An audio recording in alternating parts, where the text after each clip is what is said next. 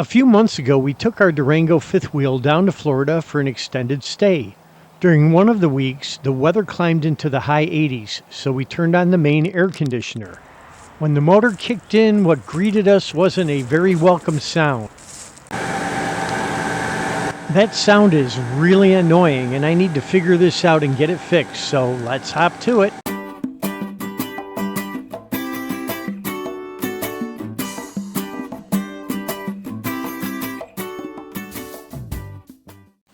Our fifth wheel is only 3 years old, and the AC hasn't been used enough to where I thought I'd already have an issue, but here we are. Luckily, it wasn't that hot outside, and the bedroom AC was able to keep the camper cool during the rest of our stay. Both of the AC units are made by Coleman Mach, which makes AC units that are used by many different manufacturers. A Google search on issues and dependability basically told me they are average units with an average reliability rating.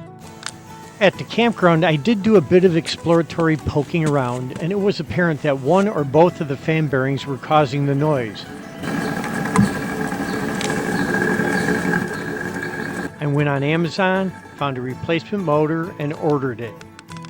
This motor seems to be a perfect match.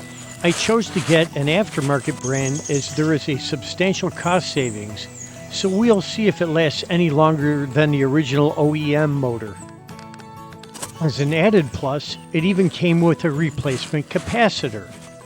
Changing out this fan motor isn't too difficult, but it can be a little tricky, so let me show you the steps I took. Due to my schedule, personal issues, and the weather, I wasn't able to do this job until mid-June. Of course, I picked a nice, sunny, hot, and very humid day to do it. Rain was also expected in the mid-afternoon, so I'm under the gun to get this job completed. Yes, the first thing I do is disconnect the power to the camper. I'm going to be cutting into the 120 volt wiring, so this step is very important. I unscrew the plastic shroud that covers the air conditioner. I pull it off and set it aside.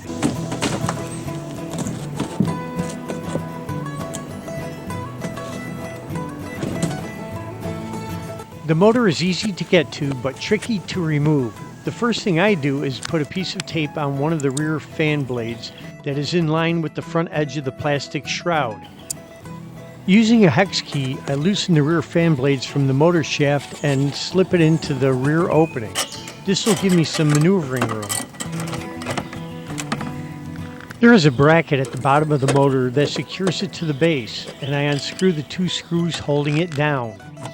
Next, there are 5 Phillips head screws that hold the front motor mounting bracket in place. Once they are removed, I can carefully jockey out the entire motor assembly out. I have to cut the 5 electrical wires, but before I do that, I have to make sure the AC capacitor is discharged. It's located under this side panel. See that silver can? That is a capacitor, and it stores electricity.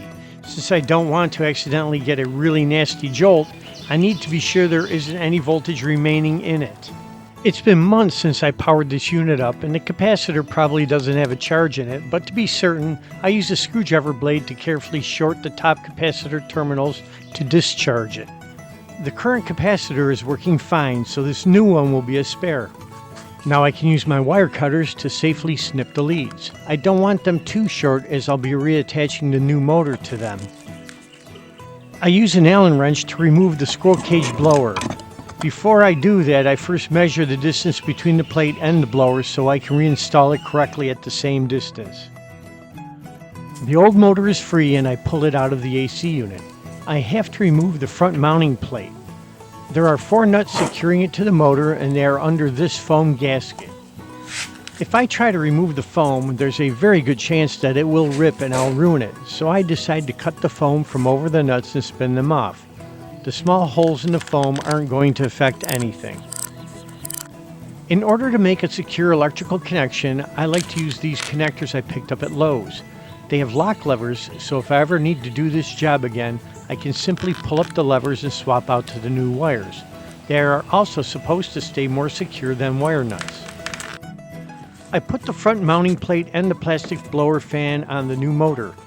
I bolted the bottom support bracket on it too. Now I insert the blower into the front housing and screw it back into place.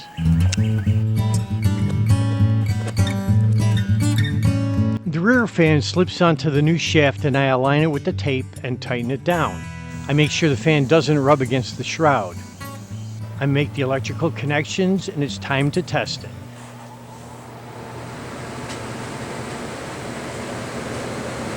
Now it's nice and quiet, no more grinding.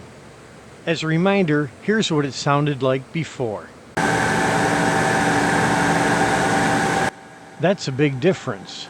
All I have to do now is get back up on that hot roof, clean things up a bit, put the cover back on, and we're all set for more camping. I'm going to take a little time and check out the old motor.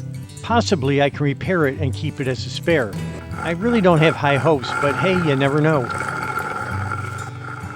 I start by scratching a mark on the case so I can realign everything when I'm done. I clean up some of the rust off the drive shaft. There are 4 long threaded rods that hold everything together, and I remove them. A quick tap on a flat-bladed screwdriver separates the case. I remove the rubber shaft washer from the rear shaft and I pull the motor apart. There are 2 bearings pressed on the shaft on either end of the rotor. The rear bearing is smooth and quiet, but the front bearing is not. It's grinding, and as I turn it, I can feel it catching. It needs to be replaced. The bearing itself is probably pretty inexpensive, but I don't have the bearing puller or a bearing press to install a new one. If the bearings were in good condition but just needed oiling, then you can easily oil them. I use a little machine oil and drip it onto the bearing seams. I work the oil in, and I do it both on the back side and the front side of the bearing. In this case, no amount of oil is going to fix a bad bearing, so this motor will get scrapped. Aww. If you need to do this job, I hope this episode helps. I also have this next episode that can help you with this issue. Click on the link to check it out, and don't forget to subscribe. Until next episode, keep camping.